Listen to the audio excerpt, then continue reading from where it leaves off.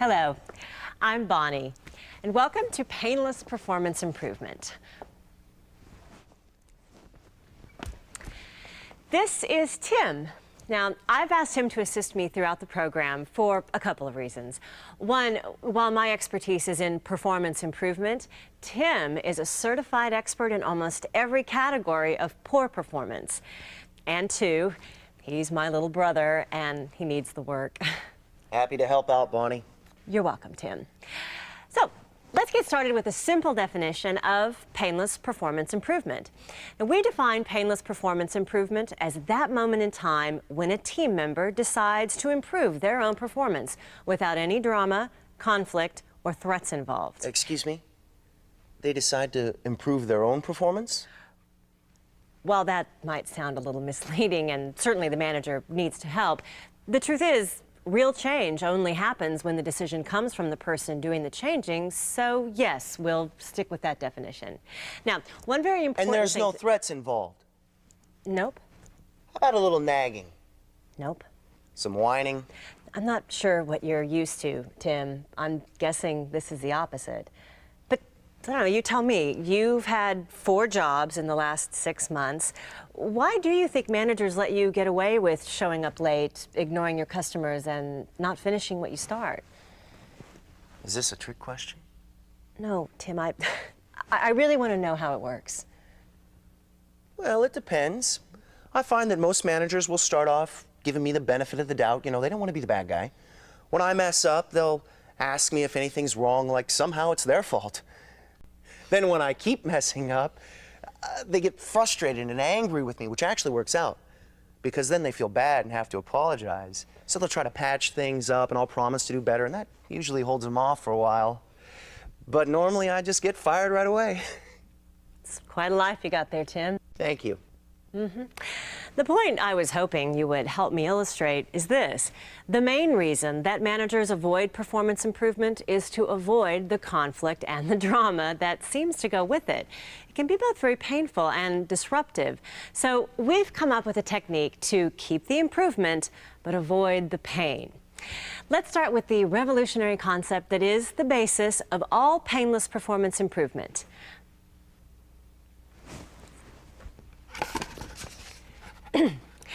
Deal with performance, not attitude. Now, this may not sound so revolutionary, but keeping attitude out of the equation is absolutely critical, and it's harder than you think. Why?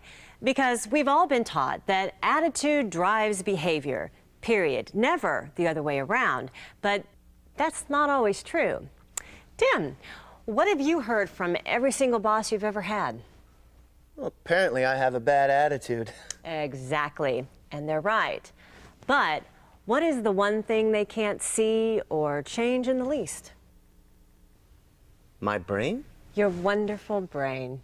Now, your attitude is yours and yours alone to change, but showing up on time, that they can change. Finishing what you start, that they can change. Even smiling at customers, that they can change. Anything you can observe, you can change. And the truth is, changing behavior can change attitude. It's like the old saying, smile till you feel like it. Improved behavior leads to success, and success leads to an improved attitude. As a manager, focus on the things you can see and change. So, how do I know this? I'm sorry. So, how do you know this? I speak from painful experience, my little brother. Compliments of the Donut Dugout. Thank you very much. And thank you, officers, for keeping our streets safe. I like that hat. Oh! Thank you. Oh! Timmy, where have you been? Do you understand the concept of a lunch hour? An hour. Lunch hour. I had stuff. Stuff? Stuff more important than finishing the maple bars? More important than filling the sprinkle bins. Oh, well, perhaps you remember a little commitment you made to a thing called the Donut Dugout Mission Statement. Huh? Does that ring any bells up there? Don't me and Barnes bring our checks by yet? Well, habits start early. And that's a little painful to watch. No kidding. You remember how much weight you gained that summer? We all deal with stress in our own way. That's not the point here. The point is, had I known the first rule of painless performance improvement, which is... Deal with performance, not attitude. Exactly. Had I known that, I could have turned things around for you and spared myself the embarrassment of letting you all see me in that ridiculous hat.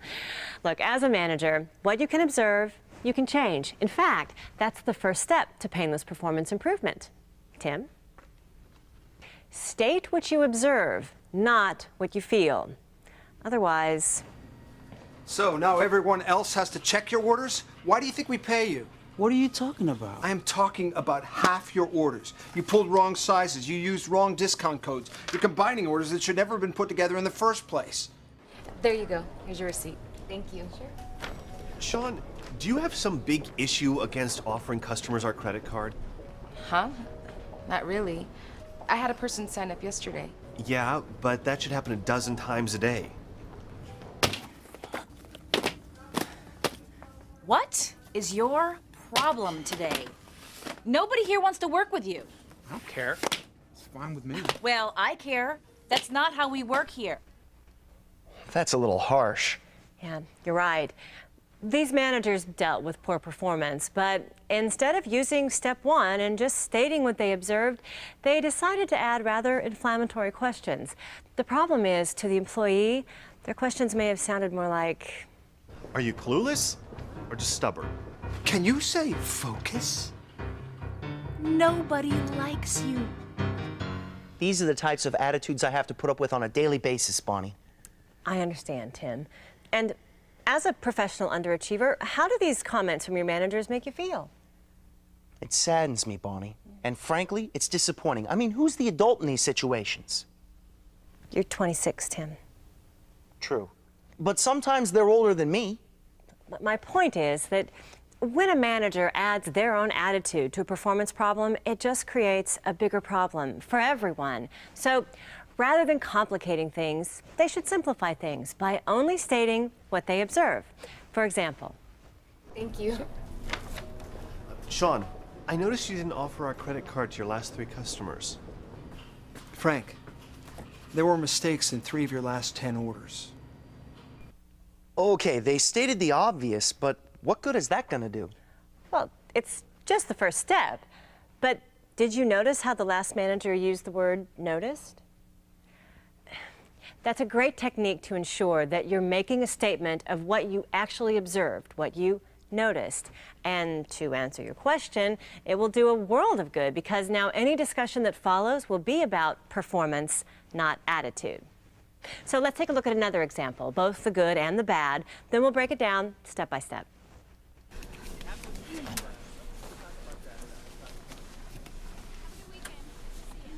Carol, Terry just asked me for a monthly status report, and I had to make excuses because obviously I haven't gotten anything from you yet. Sorry.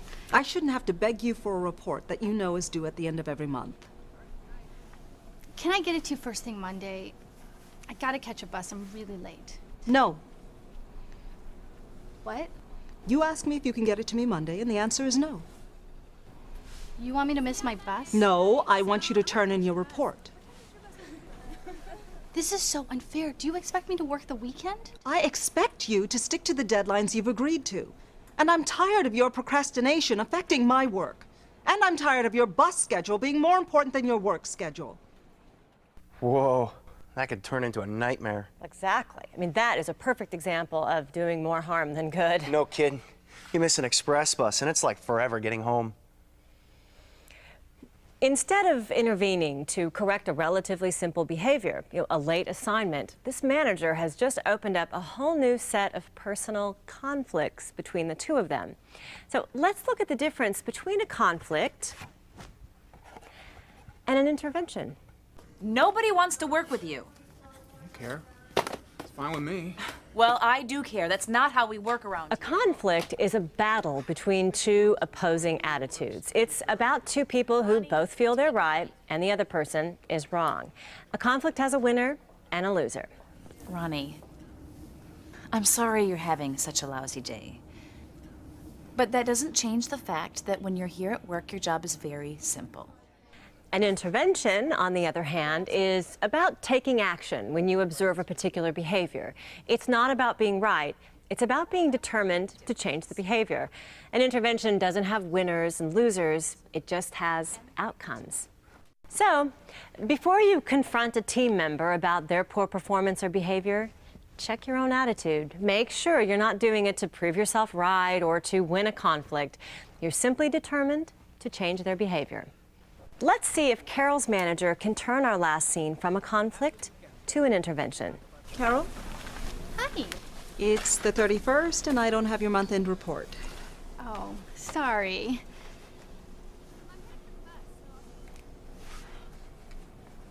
I promise I'll get it to you first thing Monday, okay? I gotta catch a bus. I'm really late. Well, I'm sorry you're running late, but we agreed the last day of the month by noon. I know, but I'm gonna miss my bus. Well, I don't want you to miss your bus, but I do want us to resolve this problem. So think about how we do that, and let's talk about your solutions first thing Monday. Wow, that sounds serious. It is serious. So Monday then? Okay. Thanks. Now that was the beginning of Painless performance improvement. Let's look at some of the subtle things that went on there. Step one, she stated what she observed, not what she was feeling. Carol, it's the 31st and I don't have your month-end report. Oh, sorry. A simple, neutral statement. Instead of an accusation like, you didn't turn it in again, she said, I don't have it. That kept her own attitude out of it, and it set a much more positive tone for the whole intervention. But what else did she do right? Carol, it's the 31st and I don't have your month-end report. Oh, sorry. Bonnie, you played this clip already. Yes, but did you catch it? After she stated what she observed, did you notice what she did next? She didn't do anything. Exactly. Nothing. Silence. She waited for a response. And that's step number two. Wait for a response. Now, it's the easiest step because you don't do anything. And it's the hardest step because... You don't do anything? Right. There's something about silence that makes us want to talk. The longer the silence between two people, the louder the little voice in our head starts yelling, say something. But be careful, because this is perhaps the single most critical step in the whole process. And here's why. Once you have stated what you observed, it's like placing the performance problem between the two of you. The person who speaks next is the one who is taking responsibility to solve the problem. And as a manager, that can't be you. So let the silence and the responsibility rest on the poor performing team member. That would be me? That would be you. Now, once they do decide to speak, that's when the fun begins. Well, if we went with the software that I suggested and you vetoed, you'd have your numbers whenever you wanted them, wouldn't you? No one enjoys being confronted on their own poor performance, so they'll instinctively try to divert your attention away from what they've done and toward almost anything else. These are called sidetracks. It's human nature. We all do it. And again, I speak from the heart. It's physically impossible for a train to move that way. No, it isn't. No, it isn't. Bonnie Louise, it's half an hour before dinner. Did you get into the pudding? What? It's dinner time? What happened to the pudding? The pudding? What kind of pudding was it? Chocolate! We ate it!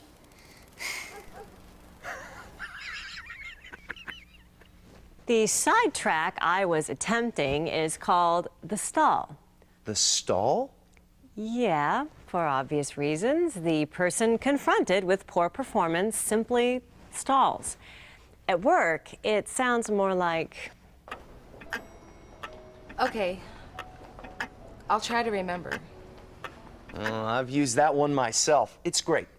It sounds like I'm agreeing, but it's really just to get them off my back.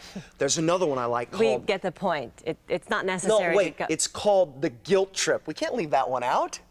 Fine. Roll the tape. I'm trying my best. Isn't that good enough? I've also had good luck with what I call the self-inflicted wound. Roll it. I don't know. I just don't get it. Sometimes I feel like I'm the worst person on the team. That works every time on the nice ones. You beat yourself up first, so they feel like it's their job to make you feel better or at least go easy on you. Yeah, you've practiced that one your whole life. Oh, have I? Well, it's better than your favorite. What are you talking about? I don't use sidetracks. Ladies and gentlemen, my sister's personal favorite, the attack, where the best defense is a good offense. You have the nerve to stand there and accuse me of eating up the profits?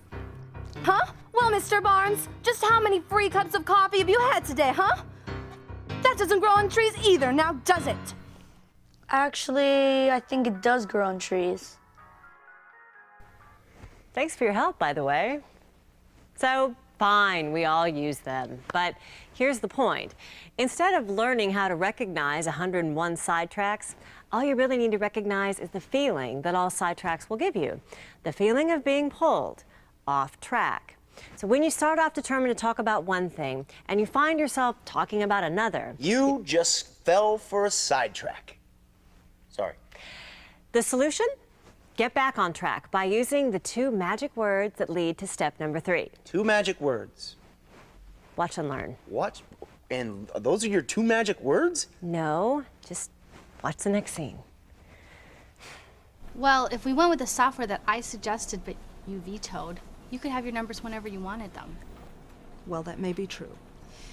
But right now, we're talking about having your report on my desk by the last day of every month by 12 noon. Right now. Yes, right now.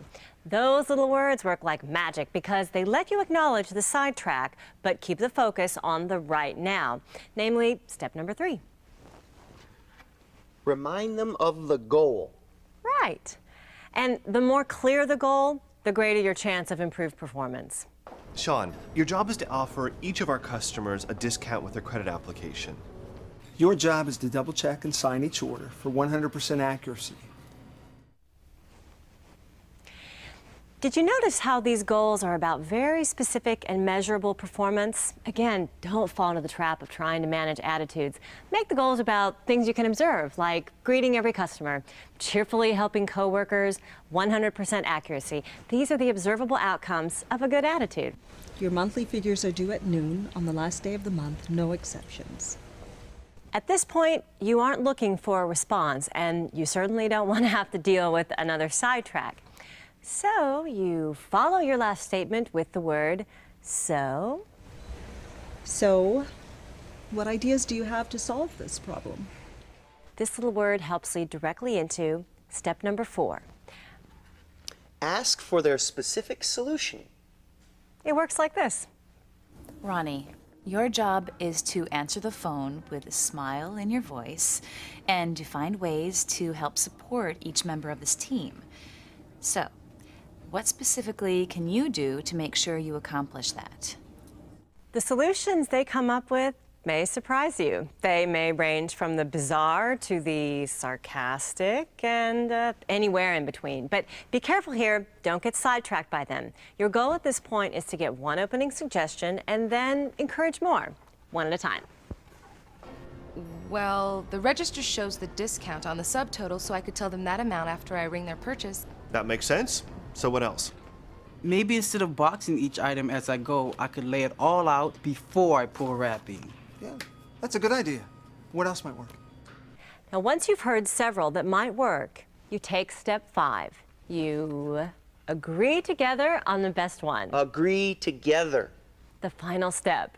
Now, notice that we didn't just say agree. We said agree together. The together part of the step is just as important. Now, hopefully you found a solution together. Now you also need to repair together any damage or stress that this problem has put on your working relationship. That's terrific. I am so excited for you because I know you're going to succeed. Thanks for working on this. Sure. Thanks for your patience. I like working here. And I like you being here. You're natural with people. You're going to do very well. That's a very clean solution. You put some great thought into this. Thank you, Carol. I appreciate your willingness to work with what we have. Well, that about wraps things up. I'm sorry. I don't mean to interrupt your happy little ending, but I still got one little question. What if none of this works? What if Frank messes up the very next day? And what if at the end of the month, no report from Carol? Tim, way to go. You have brought up an excellent point. I did? Yes. And, well, I'm here to say that on the road to termination, there is still room for painless performance improvement. Now, the solution remains the same. Deal with performance, not attitude. The 5 steps will still work, but you reminded me of a very important 6th step, follow through. Hey, Carol. Hey, Leslie, how are you doing? Good, thank you. It's 2 days before the end of the month, and I want to make sure you're on track with your Follow report. through is simply a matter of reminding your team member that you're determined to help them improve their own performance. It's about sending the clear signal that you are not going to let go of this matter until it's corrected. Yeah, the velvet pit bull. That's what Mom does. The only other suggestion we have would be to include an appropriate consequence during step 4. Ask for their specific solution. Frank, I'm sure that we both want to keep this from becoming a disciplinary matter. So, what specifically are you going to do tomorrow to guarantee 100% accuracy? An employee with performance problems needs all the help you can afford to give them. But most of all, they need a clear picture of the path they're currently on and a clear plan of how they themselves can turn things around. Bonnie, I'm impressed. Tim, I'm impressed as well. I think there's hope. If you please, let's leave these folks with a final look at the 5 steps of painless performance improvement. The secret, of course, is to deal with performance, not attitude. I noticed that you were rude to Angela. You 1, state what you've observed, not what you're feeling. Credit card to your last 3 customers. 2, you wait for a response. I had a person sign up yesterday. That's great. Your job is to offer each of our 3, you remind them of the goal. So, what specifically are you going 4, you ask for their specific solution. I could mark the pick list on each item. And 5, you agree together on a solution. I think that's going to make a big difference. Good work. And don't forget to follow through. Follow through. It's very good, little brother. Well, that's it. Good luck, and thanks for learning. Yeah, we'll be in touch, so you be in touch. We'll be in touch? What is that about? I don't know. I've always wanted to say that. So, what's our next show? No way, once was enough. Oh, come on. I'll buy you a donut.